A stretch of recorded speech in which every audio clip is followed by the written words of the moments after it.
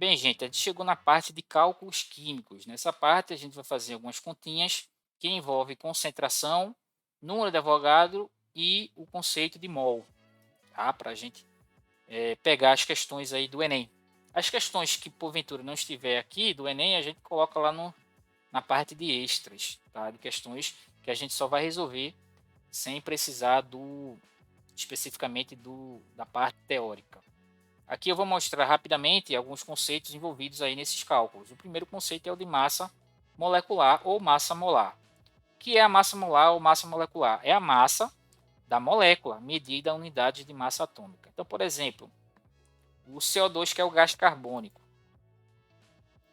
A fórmula do gás carbônico, que é o CO2, nela eu tenho um átomo de carbono e nela eu tenho dois átomos de oxigênio. Então, para calcular a massa disso aí, da molécula CO2, você vai pegar a quantidade de átomos de cada um e multiplicar pelas massas atômicas. No caso, a massa atômica do carbono é 12 e a massa atômica do oxigênio é 16. Vai ficar 12 e aqui vai ficar 32, o total dá 44. Então, a massa molar, 44 unidades de massa atômica. O mol representa a quantidade de matéria, assim como a massa. Só que aí vai ser é, específico de estruturas atômicas, né, molecular, íons ou outras espécies, porque a quantidade de moléculas é bilhões de trilhões, são várias, né? São uma quantidade enorme de moléculas. Então, para isso, a gente utiliza essa constante de Avogadro, para representar uma quantidade muito grande de moléculas em um determinado sistema. Então, um mol, que é a quantidade de matéria, de moléculas, representa 6,023 vezes 10 a 23 moléculas. É um número muito grande de moléculas. Então, para utilizar um referencial, uma constante, a gente utiliza essa constante de Avogadro, que representa um número muito grande de entidades. Pode ser molécula, átomos, íons, elétrons, tá? Então, o mol de qualquer coisa é 6,023 vezes 10 a 23 qualquer coisa.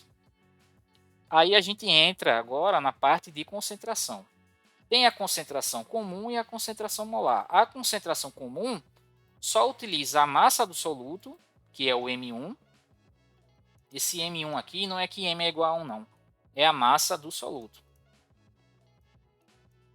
E o V é o volume da solução. Então, pega 10 gramas de sal, NaCl, e dissolve em 100 ml de água. Você tem a massa do soluto e tem o volume da solução. O volume da solução seria o volume da água mais o volume do sal. Tá? Então, essas unidades aqui a gente utiliza para essas grandezas a gente utiliza para justamente encontrar a concentração.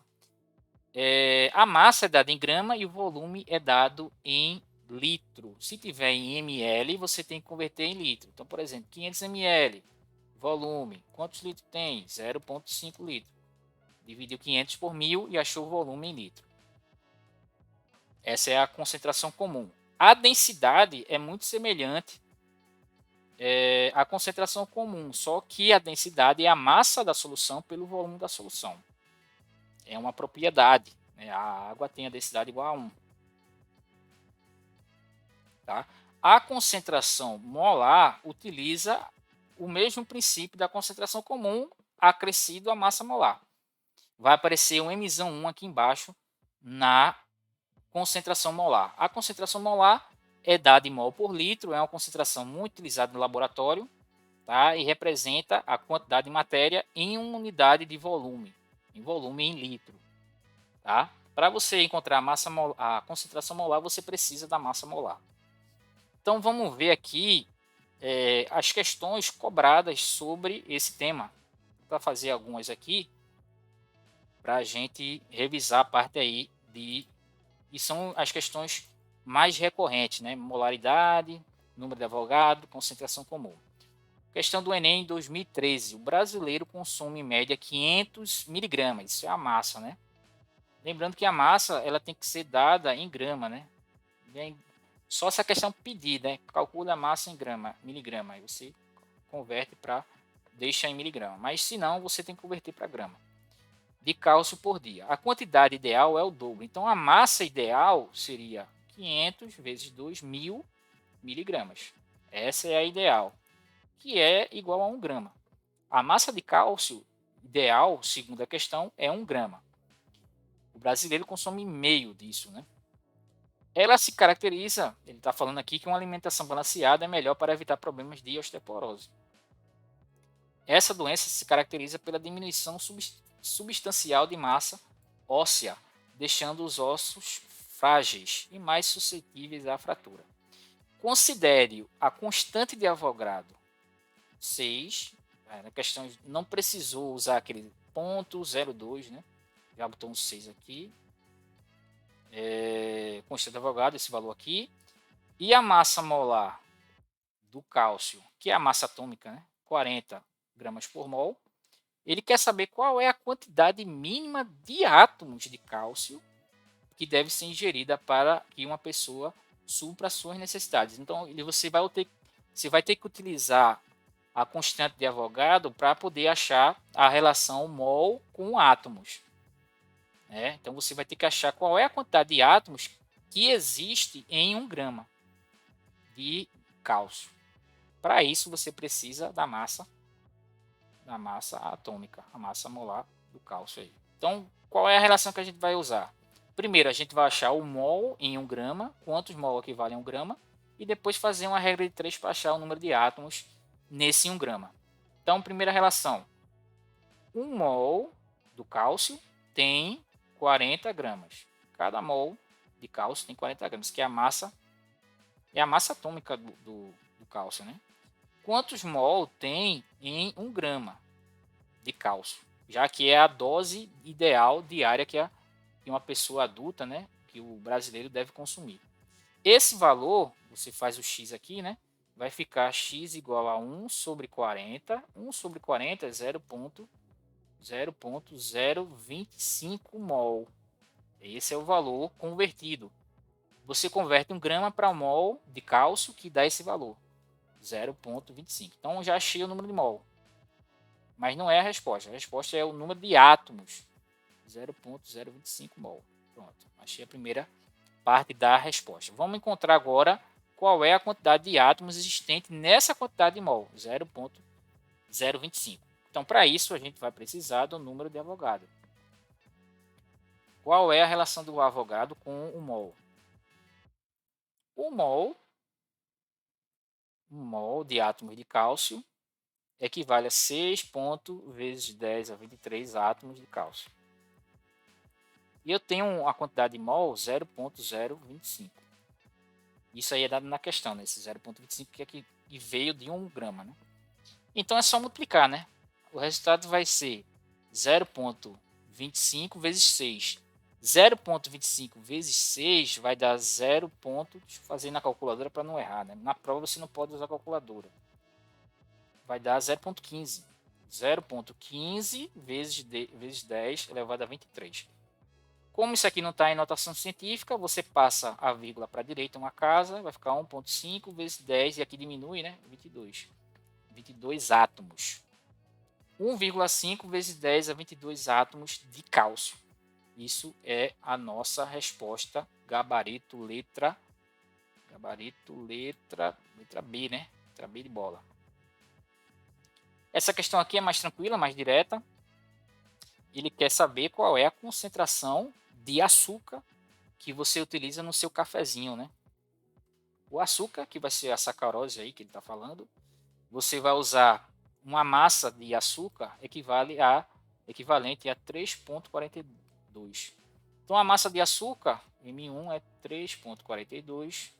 O volume da xícara é 50 ml, que você não vai poder usar ml, né? Não vai poder usar o 50. Tem que converter 0,05 litro. A massa molar a gente não precisa calcular, na prova já foi fornecida, 342. Da onde vem essa massa molar? Da sacarose, que é o C12H22O11. Pronto, já tenho todos os valores que eu preciso para encontrar a minha concentração molar. A massa é 3,42 o volume 0,05 e a massa molar 342. Isso vai ser 3,42 dividido por 17,1. 17,1 vai dividir 3,42, vai ficar igual a 0,2. A unidade de concentração é mol por litro. Com isso, o nosso gabarito é a letra B.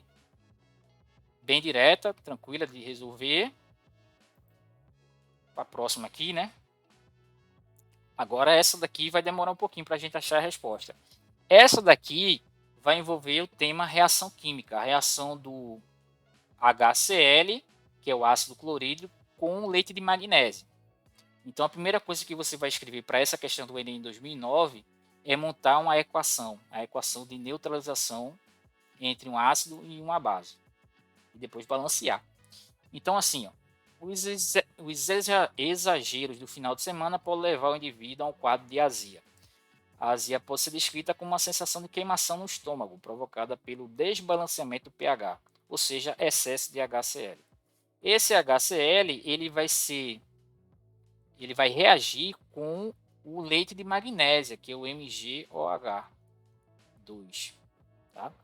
Um dos antiácidos empregados no combate à azia é o leite de magnésia, que é o MgOH2. O leite de magnésia possui 64,8 gramas por litro da solução. Esse 64 é a concentração comum do leite de magnésia, 64,8 gramas por litro.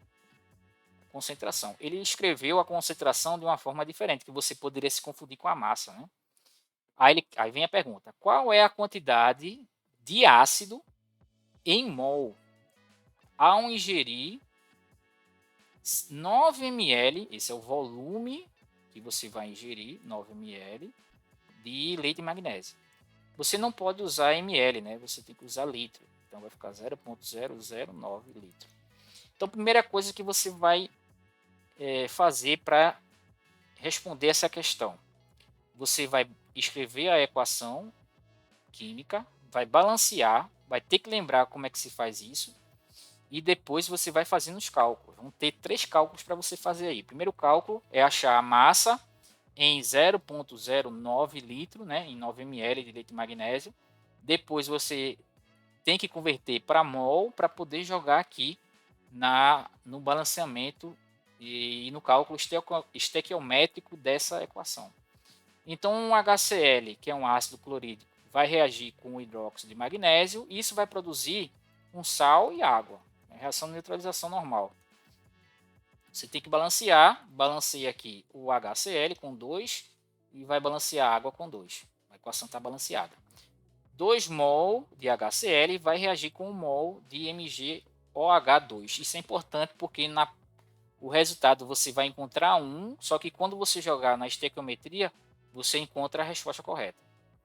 Pronto, fiz a equação, agora vou calcular qual é a massa do Mg a partir desses dois dados, concentração e volume. Como é que você acha a massa a partir da concentração e volume? A equação de concentração comum. O volume eu tenho, a concentração eu tenho, então eu acho a massa. É o produto dos dois, né? A massa é a multiplicação de 64,8 vezes 0,009. Esse valor eu vou ter que usar a calculadora aqui para poder não errar. Na prova você não pode usar a calculadora. 0,09. Vai dar 0,583. 64,8 vezes 0,09 vai dar 0,583. Se é a massa que está contida em 9 ml de hidróxido de magnésio, que é o leite de magnésio, tá? Então a massa achamos 0,583 gramas. Pronto, acabou? Não. Agora você vai ter que converter essa massa que está em gramas para mol. Como é que você converte isso? Usando, vou apagar aqui, usando a massa molar. Por isso que é dado aqui, ó, Mg24, esses valores aí você vai precisar usar. Você vai ter que encontrar qual é a massa molar do leite de magnésia. O leite de magnésia você calcula a massa molar pela sua fórmula, né? MgOH2. Como é que faz isso? eu tenho 1 mg, você bota 1, e a massa é 24,2, ou 24,3, que vai dar 24,3. Eu tenho o oxigênio, que aqui são 2, e você multiplica por 16, que vai dar 32. E o H, né? São 2, que você multiplica por 1, que vai dar 2. Soma tudo. Essa soma 24,3, 32 e 2 vai dar 58,3. Isso é importante porque a massa é 583, então vai facilitar. São múltiplos. 58,3 gramas por mol. Isso é a massa molar. Vou apagar aqui para ganhar um pouco de espaço. Acabou a questão? Não. Agora você vai achar quantos mol existe em 0,583 gramas de magnésio. Como é que você faz isso? Faz uma regra de 3. 1 mol de magnésio, magnésio não, né? Leite de magnésia tem 58,3. Quantos mol vai ter em 0,583? São múltiplos, né? Um é 100 vezes mais, então quer dizer que é 100 vezes menos, né? Então vai ser x igual a 0,01 mol. Essa é a quantidade de mol contida em 0,583 gramas de leite de magnésia. Agora sim a gente vai chegar na resposta. Já tem a resposta aí, né? Já tem uma das alternativas. 0,01. Mas não é a resposta correta. Por quê? Porque você tem que usar a estequiometria da equação. Tem que usar a relação 2 para 1. Esse valor aqui de 0,1 é se a relação fosse 1 para 1. 1 de magnésio vai reagir com 1 de ácido, mas não é a relação correta. A relação correta é 2 mol de HCl, 2 mol de HCl vai reagir com 1 mol do leite de magnésio, MgOH2. Então aqui qual é a quantidade que vai reagir com 0,01 mol? O dobro, né? Então a resposta correta é 0,02 mol. Né? Fazendo essa estequiometria, o valor que você vai encontrar é 2 vezes o dobro de 0,01, que é 0,02. Então o gabarito para essa questão é letra D. Tá? Então, lembrando, a resposta que você encontrou só vai ser, se você vai encontrar corretamente se você usar a estequiometria da reação. A estequiometria da reação diz que é 2HCl para cada 1 de MgOH, balanceando e encontrando essa relação. Ou seja, se você tem 0,1 mol de MgOH2, aqui você vai ter o dobro, vai ter 0,02. Por isso que a resposta é a letra D e não a letra E. Tá? A questão deu trabalho, mas a gente encontrou. Nessa outra questão, tem algumas formas de você, questão do Enem de 2016, tem algumas formas de você encontrar a resposta só usando sem usar a equação, só usando um raciocínio aqui e alguns dados, claro. Né? O soro fisiológico ele tem uma concentração de 0,90% em massa. O que significa essa concentração? É o título. Né? O título é 0,90. Na verdade, o percentual, né? Seria o título. 0,90%. O que significa isso? Que para cada 0,9 gramas, eu tenho do sal, NaCl, eu tenho 100 ml de água destilada. Para cada 0,9 gramas de sal, eu tenho o uso 100 ml de água destilada. Aí, ele fala o seguinte, qual vai ser a massa se você usar um volume de 500 ml, ou seja, usar um volume de 5 vezes mais, considerando a densidade igual a 1, ou seja, essa densidade aí não vai afetar o nosso cálculo, é 1, né? Então não afeta o cálculo. Se você perceber, você vai usar um volume 5 vezes maior. Então, para manter a mesma concentração e a densidade igual a 1, esse valor de massa tem que ser 5 vezes mais. Ou você poderia fazer simplesmente a regra de 3, que sairia da mesma forma. Então, a massa que você vai usar é 5 vezes mais a que você usou para usar um volume de 100 ml. Então, a massa é 4,5 gramas de NaCl. resposta letra C, ok? Bem, a gente chegou ao final dessa parte, né? Cansou bem muito, né? Porque os cálculos aí envolvem números muito ruins, né? Para fazer a continha, para fazer a multiplicação e a divisão, aí isso atrapalha mais. E o entendimento da questão também atrapalha um pouquinho.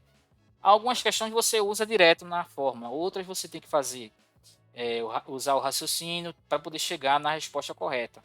Tá? Então, as questões do Enem que envolvem a parte de calcular dão trabalho, não só pela questão de você fazer a multiplicação, mas também pela questão do raciocínio que você vai ter que fazer da questão. Vai ter que entender o que ele está pedindo, que a questão está pedindo, para poder chegar na parte do entendimento e da resposta correta. Ok? Bem, a gente volta aí, a gente coloca nos extras aí questões que podem envolver cálculo desse assunto que a gente não colocou aqui. Tá? Até mais aí.